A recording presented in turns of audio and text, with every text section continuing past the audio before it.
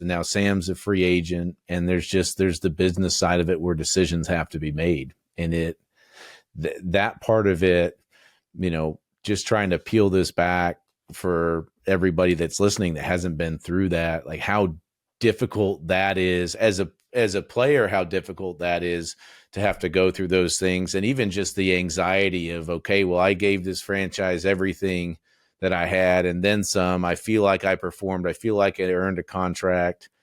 And now he has the right to, be a free agent and see what else is out there. But from the coaching side of it, and now for you on the side of the organization of the Minnesota Vikings, you guys drafted J.J. McCarthy at 10 last year. You've got young guy kind of waiting in the wings. Is there a dollar amount that it's going to work out with Sam? Is there, how many years does he want to sign for? Talk about the business part of it there. You just talked about how you felt about him, the feelings, all the warm fuzzies. But then there's the reality of I'm also running a football team. Yeah, and ultimately, that's probably the hardest part of this job, Fitzy, is just if you want to do it a certain way, and I think you've seen examples of it around the NFL. Like I look at all the dynamics that take place between players and teams, and the facts are there's no way to avoid the business side of the NFL, because players and teams and everybody that's how our world operates. And that's the hardest part about, being a coach, the way I like to be a coach, with relationships with every single guy on our team, their families. We want them to be totally invested in us selfishly. And we're hoping that there's positives that come out of that. And sometimes it's a situation where this time of year, it can't always work out that you keep the same team every single year. And, I've used that phrase before, and it wasn't just with Sam, it was with Kirk as well. He's earned the right to be a free agent. What I mean by that is I never earned the right to be a free agent, be somebody that, multiple teams are vying for my services. Like, it's a good thing. That's something that less than a year ago, I can remember, Sam was a free agent, and we were able to bring him on a 1-year deal to Minnesota with a vision for him, that the outcome of that vision was exactly where we are now.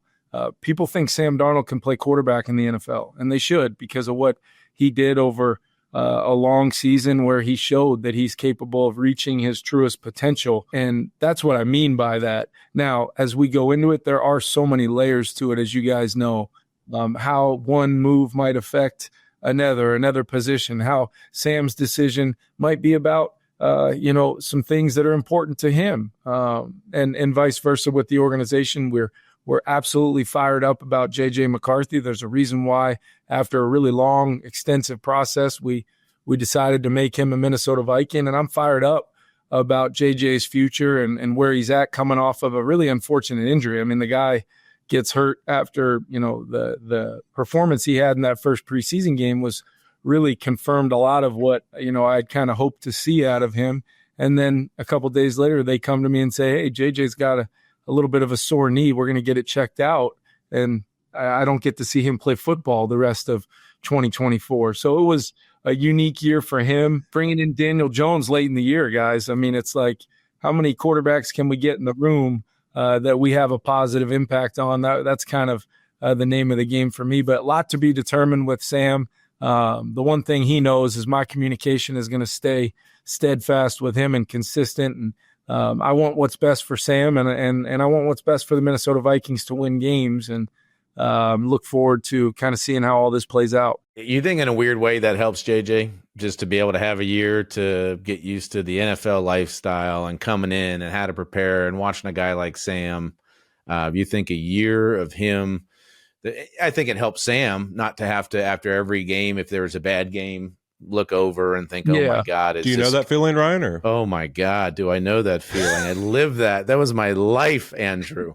But for JJ, I think it helps that he was able to take a back seat and just relax for a year and figure things out and settle in. We tried to be really purposeful with it, where the priority was always, especially early, the rehab side of things and getting him to a good spot. But this is a guy, he's had success basically every year he's ever played football, and then he gets it taken away from him when he, he is all ball all the time, sun up to sundown and beyond. So when he gets the physical part of it taken away, the challenge was, how do we make sure that come the offseason program next year, we've maximized this time as much as possible? And that's, him sitting in on every Saturday meeting where I go through the call sheet with Sam line by line and, elevating plays, taking out plays, why, the conversation of the why, play caller intent as he's learned our offense.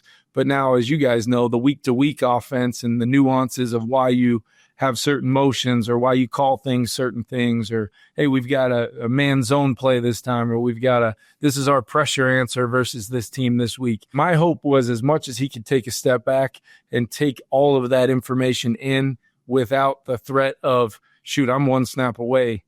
I got to learn all of this plus how it's going to feel if I go into the game. So we really tried to do that, take advantage of some of the other things, from a technology standpoint you can use, and then just try to make sure that he was around the football team as much as possible, because I know for anybody that's ever had a significant injury, and the last thing you ever want guys to do is feel like, okay, the team is over there and I'm over here. So we tried to make sure as the season went on that didn't happen.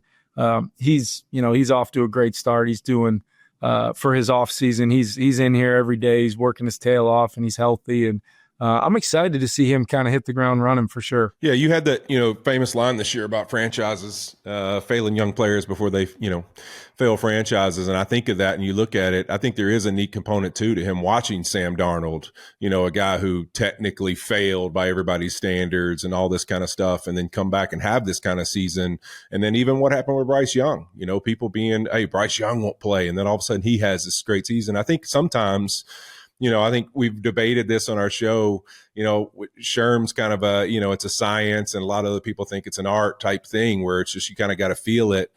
But you kind of see some of these guys that do get a chance to watch, like it does seem like they hit the ground running a little better. And so I think there's just lessons he can learn in that. And I know you talked about Sean's impact of just being able to have that feeling of confidence to go shoot your shot and not fearing failure and those type things that when you watch some guys this past season, in this current year, he got to sit and watch that came back from what was people said they couldn't play. That gives you a boost of confidence as well, because you're like, hey, no matter what I go out there and do, there's still this opportunity to bounce back from it. And there's still an opportunity to just learn and grow. And I think that's really neat.